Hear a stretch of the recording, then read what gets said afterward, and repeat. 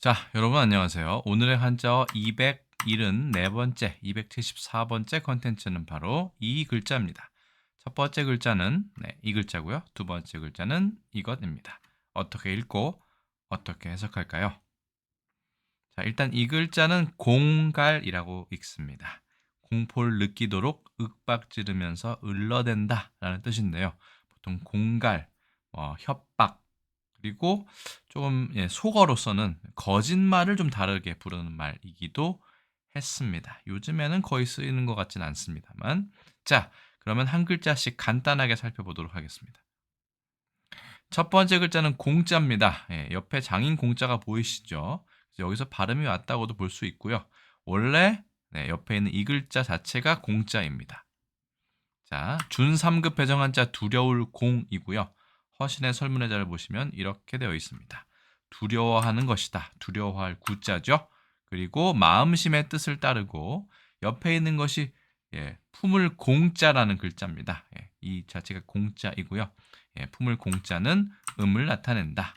그리고 재밌는 것은 이 무릇 범자가 없는 이런 글자도 옛 글자로 있다는 것이죠. 그러니까 위에 있는 글자는 무언가 쿵쿵 이렇게 저 땅을 다지는 기구로 보시면 뭔가 마음을 이렇게 쿵쿵 이렇게 그죠? 흙을 다지는 도구기 때문에 뭔가 이렇게 그죠? 압박을 가하는 그런 모습이라고 볼 수 있지만 그냥 저희는 단순히 이것이 원래 공자이기 때문에 이것이 의미고 이것이 뜻이다 라고 생각하는 것이 가장 명확하게 깔끔하게 설명하는 길일 것 같습니다. 그래서 구, 그다음에 롱, 절이죠. 자 보시면 이쪽 글자가 이게 그 용이 아니라 롱자입니다. 보통 언덕 롱 이렇게 얘기를 하는데요. 그래서 구에다가 롱이니까 공이라는 발음 여기서 반절법에서도 똑같이 나오는 것을 알 수 있습니다. 자, 그래서 두려울 공자 보셨고요. 두 번째 글자는 이 글자 몇 번 말씀드린 적이 있습니다. 자, 1급 배정 한자고요. 꾸짖을 갈자입니다. 중국어를 공부하시는 분들은 좀 헷갈릴 수 있는데 이게 마시다의 뜻 이전에 꾸짖다의 뜻입니다. 저는 이것을 의성어로 보아서 뭐 이렇게 하면 마시다보다는 와 뭐 이렇게 소리를 지르는 그런 것을 상상했다라고 말씀을 드렸습니다. 실제로 이 글자 옆에 있는 글자는 어찌 갈자입니다. 그렇기 때문에 이것이 의미고 이것이 뜻이다라고 볼 수 있겠죠. 자, 허신은 이렇게 얘기합니다. 자, 이 글자는 목마를 갈자의 다른 글자입니다.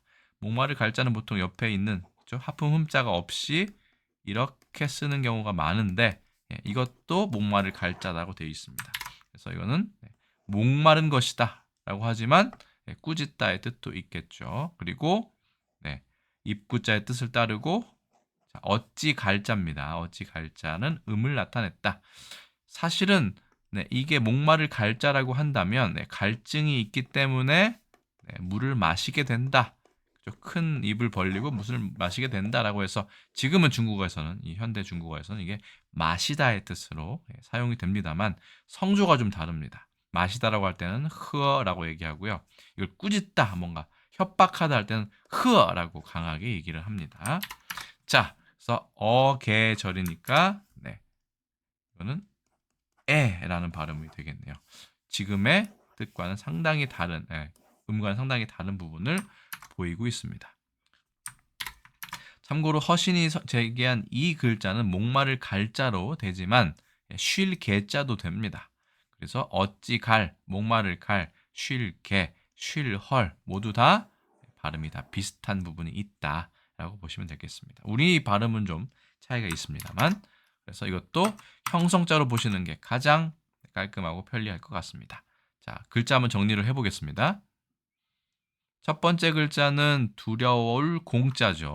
3급, 준3급 배정 한자이고 10획이고 마음심이 붓으로 되어 있습니다. 그래서 이게 발음 요소, 이게 뜻 요소라고 보시는 것이 가장 깔끔한 부분입니다. 하나, 둘, 셋, 넷, 다섯, 여섯, 일곱, 여덟, 아홉, 열 이렇게 되어 있고요. 원래 글자는 무릎 범자가 아니라 이렇게 이렇게 생긴 글자였죠. 아이고, 이렇게. 네. 그래서 이렇게 생겼던 것으로 기억합니다만 지금은 이게 무릎 범자로 바뀌어 있습니다. 자, 아래쪽 글자는 1급 배정한자 꾸짖을 갈자입니다. 그렇죠? 갈. 한번 보겠습니다. 하나, 둘, 셋, 넷, 다섯, 여섯, 일곱, 여덟, 아홉, 열, 열하나, 열둘. 그래서 꾸짖을 갈자가 되어 있는데 박수 갈채할 때 갈자이기도 합니다. 막 와 해가지고 무슨 주사위 같은 걸 던질 때 뭐 뭐 윷놀이 하는 것처럼 뭐 나와라 뭐 유치야 뭐 뭐야 할 때 그렇게 소리를 지르는 것에서 갈채가 나왔다고 하는데 그 나중에 갈채 설명드릴 때 한번 설명 다시 드리도록 하겠습니다. 꾸짖을 갈자 두려울 공자 써 공갈입니다. 자, 국어 사전을 살펴보겠습니다. 공갈해서 앞부분이 장음이고요. 공포를 느끼도록 윽박지르며 을러댄다를 공갈이라고 얘기합니다. 취조 간의 공갈과 협박에 굴복하다. 빌린 돈을 갚지 않으면 가족들을 그냥 두지 않겠다며 매번 공갈을 일삼았다라고 할 때 공갈입니다. 두 번째 뜻은 아까 말씀드린 것처럼 속어로서 거짓말을 속되게 이른 말 이렇게 되어 있었습니다. 그런 어설픈 공갈로 날 속일 생각은 하지 마. 자, 두 번째, 그의 이야기는 전부 공갈이었다. 그래서 거짓말에 속어 공갈이 있었습니다. 요즘은 거의 쓰이지 않는 것 같습니다. 이런 뜻으로는. 자, 세 번째 뜻은 법률 용어입니다. 재산상의 불법적인 이익을 얻기 위하여 다른 사람을 협박하는 일을 공갈이라고 합니다. 그러니까 공갈과 협박은 서로 그렇죠? 자주 붙어 다니는 단어다 이렇게 볼 수 있겠습니다. 자, 공갈을 찾아보면 조선왕조실록에 무려 266건이 검색되는 것으로 보아 예전부터 지금까지 상당히 많이 사용하고 있다라는 것을 알 수 있습니다. 자, 1933년 동아일보 1면에는 이런 기사가 있습니다. 영국 황제를 사생활하고 공갈 있죠. 금전을 강요 이렇게 되어 있습니다. 그래서 공갈이라는 표현 1933년 일제강점기 시대에도 쓰는 것을 알 수 있었고요. 1958년 조선일보 1면입니다. 공갈까진 좀 심하군. 정비할 때는 바로 이때인 듯. 심하다의 심자가 이 심자입니다. 여러분 참고로 심자가 한자였다. 자, 참고로 하시고요. 공갈이란 표현 상당히 자주 쓰이는데 자, 여기 보시면 공자가 좀 폰트가 좀 지금과 다릅니다. 이렇게 보이죠? 이 글자가 원래 글자와 가깝습니다. 아까 보시면 이렇게 이게 그죠? 획이 하나 더 있었는데 이 글자도 그렇고요. 자, 그래서 좀 그 글자체가 좀 다르다라는 사실을 그냥 참고만 하시면 될 것 같습니다.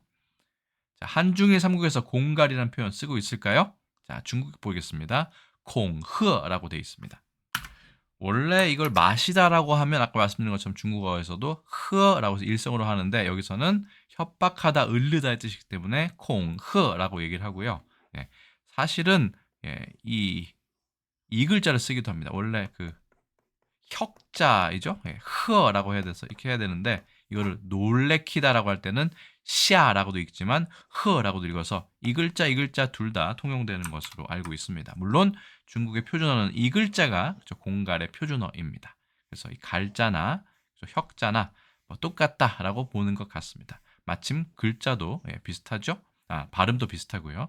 실제로 공갈이란 표현이 반드시 이렇게 글자를 써야 된다가 아니고 이 공자 말고 갈자 같은 경우는 상당히 다른 글자체도 많이 씁니다. 이체자가 많다는 얘기죠. 자, 그건 뒤에 다시 설명드리기로 하고요. 자, 어쨌든 이 글자도 우리나라처럼 똑같이 쓰는 것을 확인했습니다. 일본어 보실까요? 교카츠라고 얘기합니다. 그래서 갈자도 한중일 삼국이 똑같은 걸 쓰고 있다 라고 생각할 수 있지만 이 갈자 같은 경우는 조금 다르게 생겼죠. 아랫부분이 이렇게 되어 있습니다. 이렇게. 우리랑 좀 다릅니다. 그게 아니죠. 이렇게 되어 있죠. 비수비자처럼 되어 있네요. 몇 번 헷갈리는 글자 중에 하나입니다. 참고로 공갈이라 쿄카츠라고 할 때 이 갈이란 표현도 똑같이 쓰는 것으로 보입니다. 이 공 대신에 교가츠라고 얘기를 합니다. 어쨌든 공갈이란 표현, 그 일본 글 자체가 좀 다르긴 하지만 한중의 삼국이 모두 다 공갈, 콩허, 교가츠라고 해서 공통적으로 사용하는 것을 알 수 있습니다. 자, 영어 의역을 잠깐 보고 넘어갈까요? 자, threat, 그러니까 위협하다, 위협 이런 뜻이고요.